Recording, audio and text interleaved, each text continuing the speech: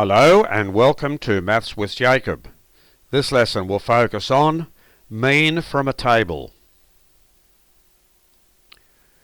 Sometimes we have a large number of scores and we are asked to find the mean from a table. The formula for doing this is as follows. The mean equals sigma fx over sigma f. So what does all this mean?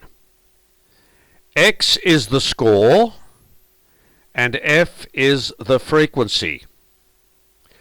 The sigma sign means sum of. So that's the meaning of all these symbols here. The following example will show how the mean is calculated. So let's put this into a practical operation.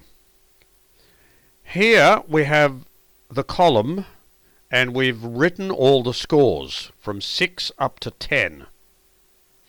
And that's signified by x. The frequency we have here, signified by f. Fx means f multiplied by x. 2 6s are 12, 3 7s are 21, etc. Sigma f means the sum of the frequency column. So when you add those up, you get 20. Sigma fx means the sum of this column. When you add those up, you get 162. So using the formula that we saw here, the mean will be sigma fx over sigma f, which is 162 over 20, which gives us 8.1. So the mean or average of these scores is 8.1. Let's have a look at this example.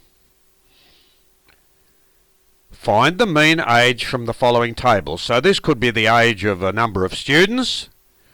The ages range from 12 to 18, signified by x. F signifies the frequency, that is how often each age occurs. And fx is the product of the frequency times the score. Frequency times the age. So here we have the frequency column. These are all the individual f times x calculations. The sum of the frequency column, when we add those up, we get 40. The sum of the fx column, when we add all those up, we get 614. So the mean will be the sum of fx over the sum of f. 614 over 40. Excuse me, you can use your calculator to calculate that, which gives us 15.35. So the average age is 15.35. So this video has shown us, by using two examples, how to find the mean from a frequency distribution table.